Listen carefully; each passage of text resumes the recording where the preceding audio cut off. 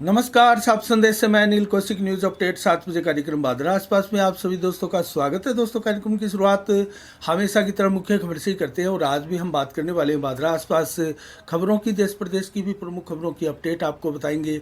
मंडियों के भाव, मौसम के मिजाज की जानकारी भी देंगे। दोस्तों, जिस प्रकार से कोरोना अब हमारे पड़ोसी कंट्री चीन में पांव फंसा रहा है, दोस्तों भारत में भी इसको लेकर काफ़ी डर और भय पैदा हो गया है। दोस्तों, यहाँ भी अब गाइडलाइन जारी हो सकती है कोरोना को लेकर। दोस्तों, बादरा से शुरुआत करते हैं खबरों की। तो बादरा में आज बड़ी संख्या में कर्मचारियों, हर विभाग के कर्मचारियों का आज प्रदर्शन हुआ।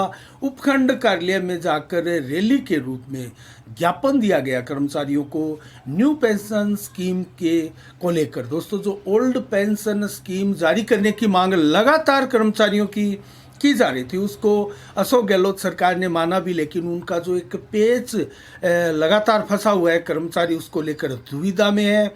और जो 41,000 करोड़ रुपए की जो राशि है दोस्तों, वो PFRDA में जो है उससे निकासी की मांग की जा रही है। और साथ ही दोस्तों, PFRDA को एक प्रकार से समाप्त करने की भी मांग की जा रही है कर्मचारियों द्वारा। और पुरानी पेंशन लागू तो हो गई, लेकिन अभी भी ये पेच जो है वो कर्मचारियों को काफ़ी दुख और तकलीफ दे रहा है। और 4:30 बजे ये एक रैली निकाली गई कर्मचारियों द्वारा, और ये रैली जो है इसमें बड़ी संख्या में कर्मचारी इकट्ठे हुए, नारेबाजी करते हुए।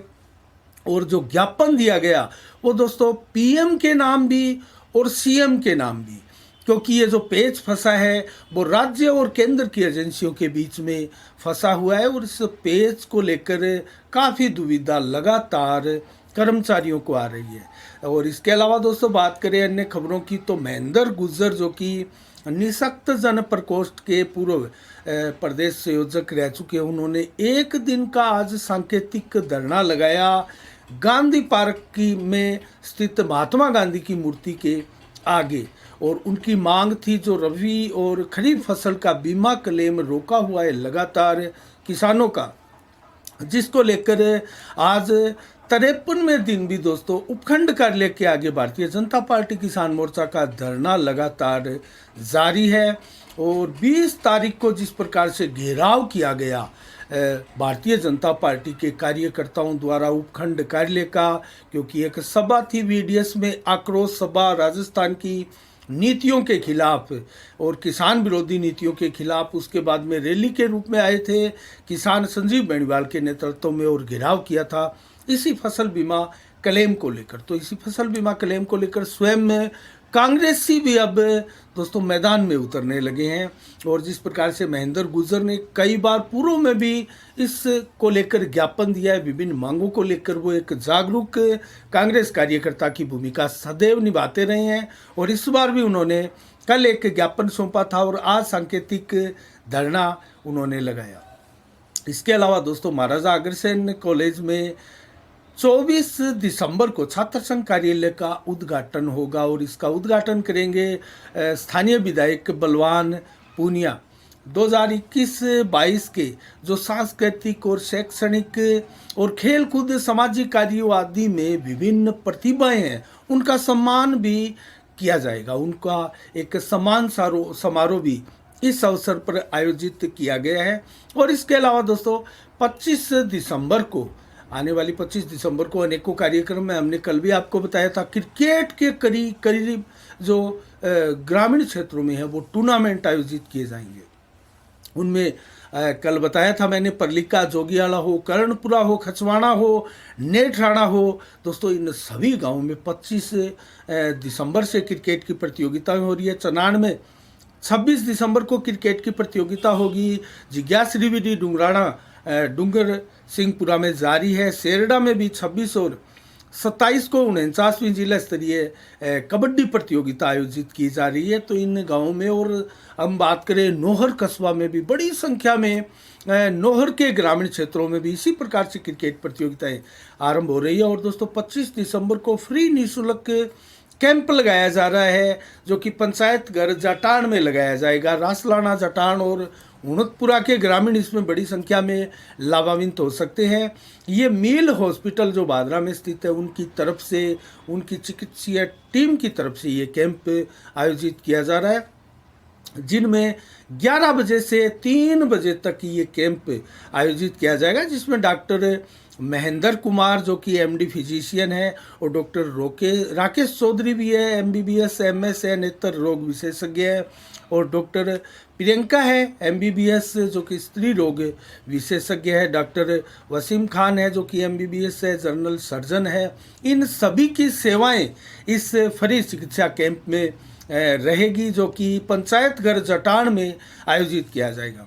और इसके अलावा ईसीजी जांच हो, बीपी जांच हो, और बीटीसीटी जांच हो, वीआईटीएल जांच हो आदि, ये सभी जांचें फ्री की जाएगी और दवाइयाँ भी लोगों को फ्री वितरण इसमें की जाएगी। तो ज़्यादा से ज़्यादा संख्या में जो है वो लोग लाभान्वित इसमें हो, ऐसी अपील की गई है अस्पताल की टीम द्वारा। इसके अलावा दोस्तों सांसद राहुल कसवा चूरू के हमारे सांसद हैं, उन्होंने सालासर जो एक्सप्रेस पहले नित्य क्रम से चलती थी, कोरोना काल के दौरान जो प्रभावित हुई उसको पुनः बहाल किया गया है 23 दिसंबर से, अर्थात कल ये एक्सप्रेस चलने वाली है। दिल्ली सराय रोला से जोधपुर के लिए ये चलती है और पूर्व निर्धारित समय पर ही इस ट्रेन का संचालन होगा। ऐसी अनेकों ट्रेनें जो राहुल कसवा ने कहा कि जो कोरोना काल के दौरान रोक दी गई थी उनको एक एक करके अब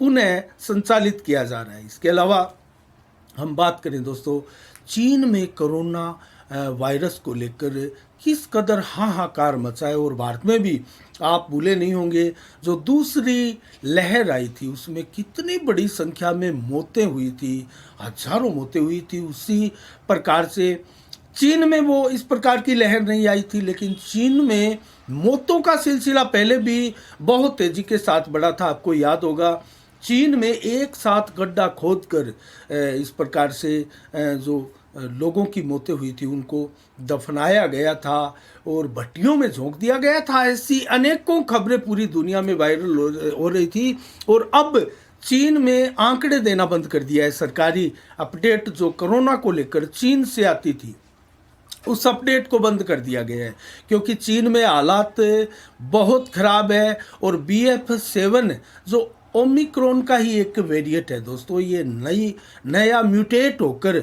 जो है इसकी जो मारक क्षमता है वो बढ़ जाती है और अपने आप को ये बदलता रहता है, इसका स्वरूप बदलता है। इसी को लेकर भारतीय विशेषज्ञों ने भी दोस्तों आशंका व्यक्त की है कि इसका जो स्वरूप बदलता है, म्यूटेट ये करता रहता है, उसको लेकर खतरा है। लेकिन भारत में इसको लेकर ज़्यादा डरने की आवश्यकता नहीं है। 95% लोगों को एक प्रकार से जो एंटीबॉडी है उनके शरीर में बनी हुई है, इस प्रकार का एक सर्वे भी सामने आया था। क्योंकि विशेषज्ञों का मानना है कि जो ओमिक्रॉन की कई लहरें भारत में आई थी उसके दौरान लगभग 95% लोग कहीं ना कहीं जो कोरोना वायरस से इफेक्टेड हो गए थे, और वो कब कोरोना वायरस से पीड़ित हुए और कब ठीक हो गए उनको पता ही नहीं चला। लेकिन उनके शरीर में इसको लेकर जो एंटीबॉडी बनी है वो कहीं ना कहीं ऐसे वेरिएंट से और कोरोना वायरस से हमारी रक्षा ज़रूर करती है। और चीन की बात करें तो मात्र 15% आबादी तक ही पहुंचा था चीन में कोरोना, और यही कारण है कि चीन में अब ये कोरोना बहुत बड़ा खतरनाक रूप धारण करता जा रहा है और भारत को भी समझने की ज़रूरत है। और आज PM नरेंद्र मोदी ने एक बहुत उच्च स्तरीय अहम बैठक का आयोजन किया था और उसमें उचित दिशा निर्देश विभागों को दिए जाएंगे। और आज संसद और राज्यसभा में भी सभी सांसद जो है वो मास्क लगा कर आए, और यही दोस्तों इसका इलाज भी है। जो सोशल डिस्टेंसिंग है वो बनाए रखने की आवश्यकता है, मास्क ज़रूरी है, और भीड़ भाड़ वाले इलाकों में बचने की आवश्यकता इसमें है। तो आप बचे रहेंगे, इसका ख्याल अभी से रखना होगा, क्योंकि अभी भारत में इसकी सुगबुगाहट है। 4 मामले अभी तक BF7 के भारत में आए हैं, जिनमें से 3 मामले गुजरात में और 1 उड़ीसा में है। तो डरने की ज़रूरत है और सावधानियां रखने की ज़्यादा ज़रूरत है। डरने की इतनी ज़रूरत नहीं है, माफ़ कीजिएगा, सावधानियां रखने की ज़रूरत है और सावधानियां से ही हम इससे पार पा सकते हैं। इसके अलावा दोस्तों श्रीमद् भागवत कथा का आयोजन श्री संजय चौक पर, जो बाएं वाला चौक है दोस्तों, 25 दिसंबर से प्रारंभ होने जा रही है और 1 जनवरी तक ये श्रीमद् भागवत ज्ञान यज्ञ महोत्सव जो है वो चलेगा। इसमें विभिन्न तरह की झांकियाँ भी दिखाई जाएगी और कथावाचक है इसमें वृंदावन के नरेश वशिष्ठ, जो कि कथा का वाचन करेंगे और इसका समय जो है 1:15 बजे दोपहर से लेकर दोस्तों देर शाम तक रहेगा, जब तक कथा चलेगी। और इसके अलावा अनेकों प्रकार की झांकियाँ यहाँ रखी जा रही है और यहाँ धर्म प्रेमी जनों के द्वारा इस आयोजन का जो कार्यक्रम है वो किया जा रहा है। और इस प्रकार से पहले भी बाएं वाला चौक में अभी हाल ही में एक आयोजन श्रीमद् भागवत कथा का समापन हुआ था और अब ये आयोजन अब चलने वाला है। तो इस प्रकार से अन्य खबरों की ओर दोस्तों रुख करें तो आज 22 दिसंबर को क्या विशेष दिवस है, इसको लेकर हम बात करें तो 1666 में आज ही के दिन सिखों के 10वें धर्मगुरु गुरु गोविंद सिंह जी का जन्म दिवस है आज। और उनका जन्म दिवस पूरे विश्व में धूमधाम से मनाया जाता है दोस्तों। जहाँ जहाँ उनके अनुयायी रहते हैं वहाँ ये मनाया जाता है। और सच्चिदानंद सरस्वती महाराज का जन्म भी 1914 में आज के दिन हुआ था। वो आध्यात्मिक गुरु भी थे और योग गुरु भी उनको माना जाता था।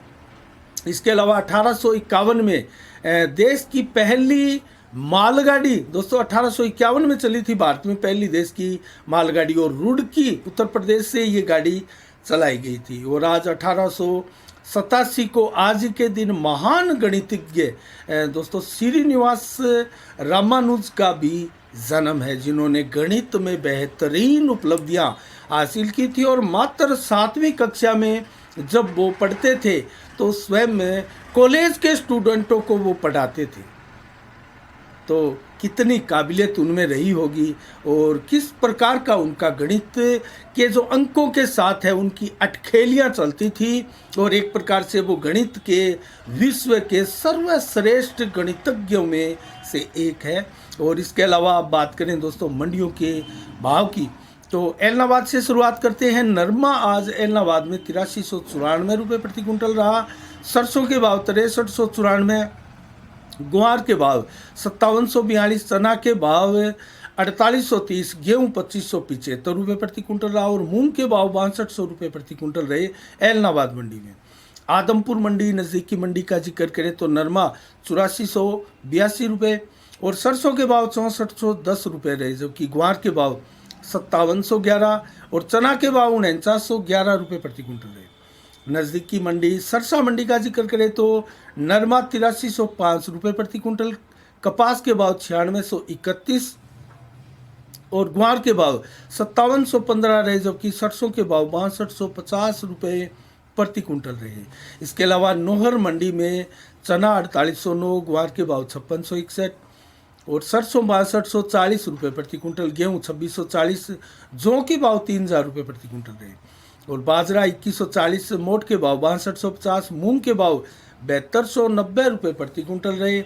और आज की अंतिम मंडी पड़ोसी कस्बा सादुलपुर की राजगढ़ जो है, ग्वार 5735, चना 4860, मूंग के भाव 6900 रुपये, मोट के भाव 6050 रुपये, गेहूँ 2650, बाजरा 2075 रुपये प्रति कुंटल और सरसों बिका है 6100 रुपये प्रति कुंटल में।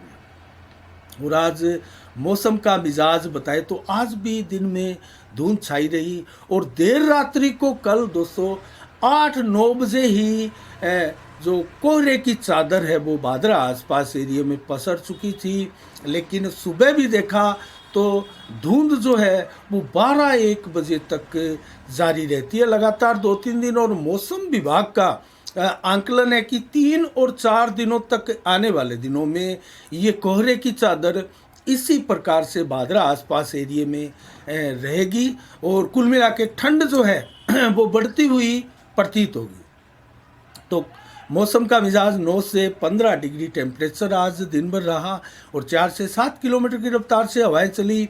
100% बादल दिन में छाए रहे थे और दोपहर तक ये ज़रूर बादल जो है घटकर 15 से 20% तक आ गए थे। 17 से 20% डिग्री टेम्परेचर जो है देर शाम तक रहेगा।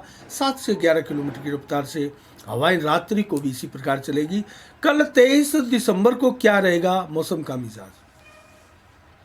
10 से 15 डिग्री टेम्परेचर दिन में और 16 से 19 दोपहर को। तो आपने देखा पारा नीचे आ रहा है 19 डिग्री, अब 20 से ऊपर नहीं चढ़ पा रहा है दिन में। और 14 से 16 देर शाम को, जबकि रात्रि को 10 से मात्र 13 डिग्री टेम्परेचर रहेगा और 4 से 11 किलोमीटर की रफ्तार से हवा चलेगी। सुबह कल भी 100% बादल छाए रहेंगे, जो दिन में घटते घटते जैसे धूप निकलेगी बादल छंटेंगे और 20 से 30 डिग्री 40 डिग्री ही टेम्परेचर बादल रहेंगे आसमान में।